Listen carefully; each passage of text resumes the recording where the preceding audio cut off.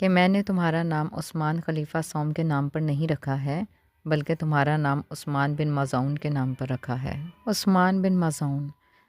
بن مظعون حضور پاک صلی اللہ علیہ وآلہ وسلم کے رضائی بھائی تھے اور نبی کریم صلی اللہ علیہ وآلہ وسلم اور اہل بیت اطہار علیہ السلام سے وفادار تھے۔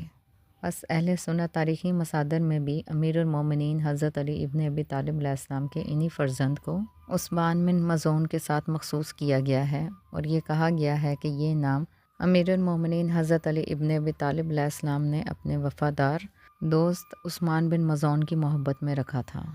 اور اگر تاریخ کی اس روایات کو بھی درست سمجھا جائے تو تب بھی یہ نام خلیفہ صوم عثمان بن عفان کے نام پر نہیں رکھا گیا،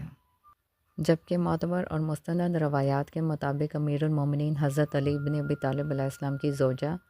جناب شہزادی حضرت ام البنین سلام اللہ علیہ کے انہی فرزند کا نام جناب عمران بن امیر المومنین حضرت علی بن ابی طالب علیہ السلام ہے۔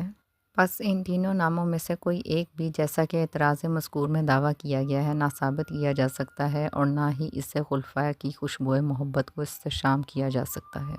بس معتبر اور مستند روایات کے مطابق جناب لیلہ بنت مسعود کے فرزند جو معرکہ کربلا میں حضرت امام حسین علیہ السلام کے ہمراہ یزیدی فوج کے خلاف لڑتے ہوئے شہید ہوئے، اور بعض روایات کے مطابق عبید اللہ بن امیر المومنین حضرت علی بن ابی طالب علیہ السلام بھی جناب لیلہ بن مسعود کے بیٹے کربلا میں شہید ہوئے، تاہم کچھ تاریخی ماخذ میں ان کی شہادت سے متعلق اختلاف پایا جاتا ہے اور کہا جاتا ہے کہ وہ بعد میں مصعب بن زبیر کے دور میں قتل ہوئے، تاہم بعض دیگر ذرائع میں جناب لیلہ بنت مسعود کی موجودگی واقعہ کربلا میں ثابت نہیں ہے۔ بعض تاریخی روایات کے مطابق جناب لیلہ بنت مسعود واقعہ کربلا کے وقت زندہ نہیں تھیں، یا کم از کم ان کی کربلا میں موجودگی کا کوئی مستند ثبوت نہیں ملتا۔ البتہ ان کے دونوں فرزندوں کے متعلق تذکرہ کیا جا چکا ہے کہ ایک کربلا میں شہید ہوئے، جبکہ عبید اللہ بن علی بعد میں مختار ثقفی کے دور میں معرکہ مسکن میں شہید ہوئے، اور دیگر مورخین کے نزدیک یہ واقعہ کچھ اس طرح ہے کہ جناب لیلہ بنت مسعود اپنے بیٹوں